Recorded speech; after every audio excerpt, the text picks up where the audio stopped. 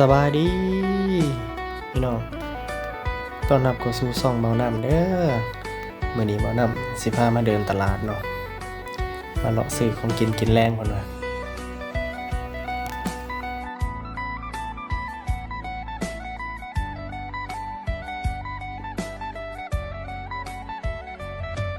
ตลาดไส้กรอกพี่น้องสปป.ลาวเด้อ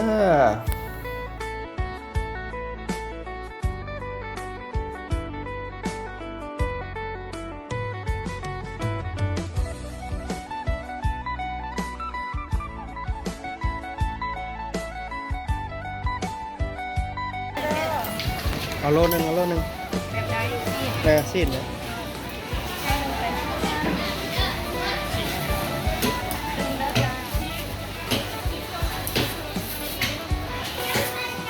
กระดูกกระบอกอีกโลนึง โอ้พี่น้องเด้อสิ้นหมูงามๆตลาดไส้กรอก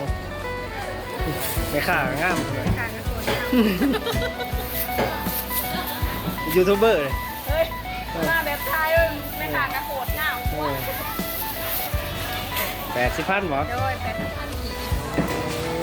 ไม่ค่าตื่นหายซอง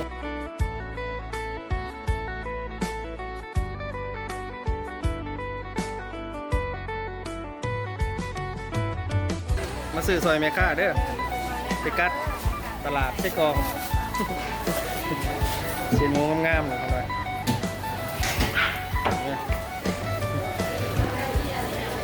โอ้โหสาวอยู่ในเทลกับมาก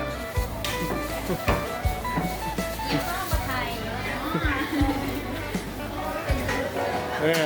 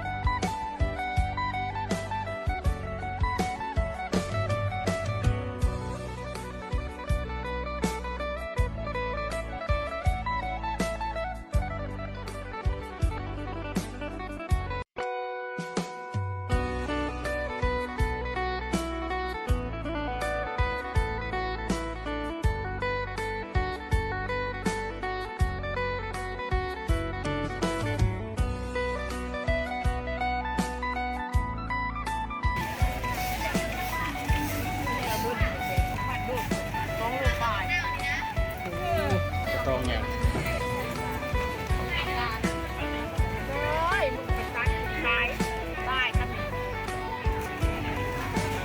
ได้ว่าเป็นต้น ขีดจังได้มะเขือบอกเอา10,000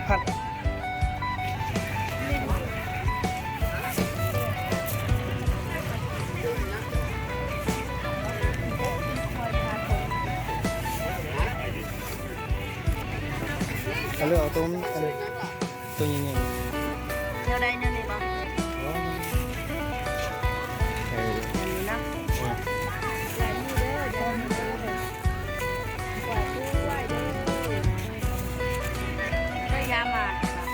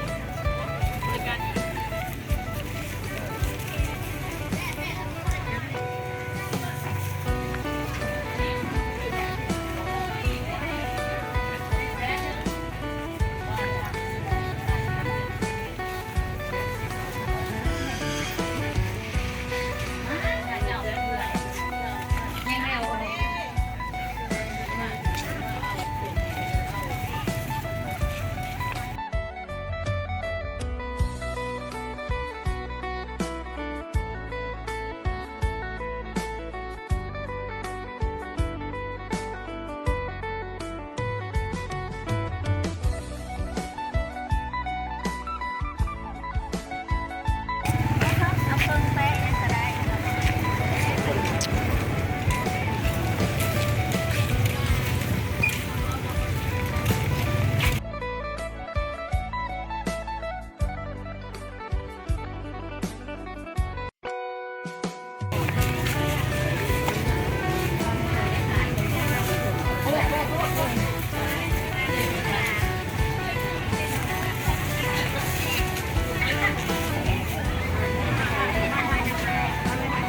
อะไรวะที่ได้น้องไง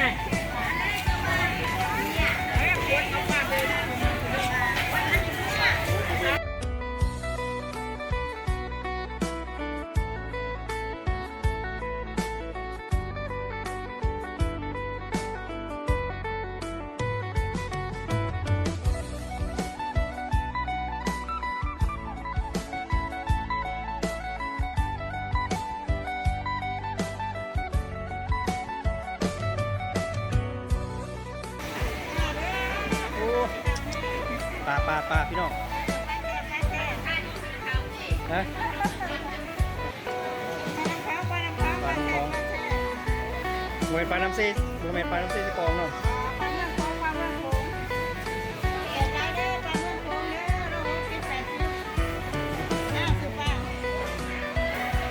โอ้เห็ดหอมกิจกรรมเนาะเอาเนี่ยติดหัวหอมโอ้ปลาตอง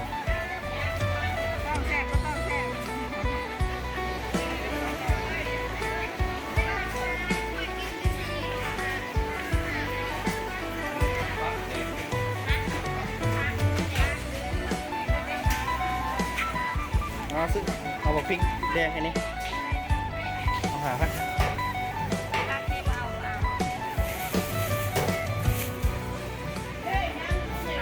อันนี้ใส่กันเลยหาได้แล้วไปแล้วนะเนาะฮะเอาไปได้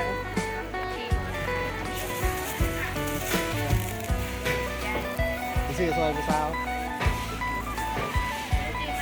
เอาพักเนี่ยค่าจะไหนเอาหัวหนึ่งซื้อซอยจ้ะก็ซื้อพักซอยผู้สาวด้วยพี่น้องสาวใส่กอง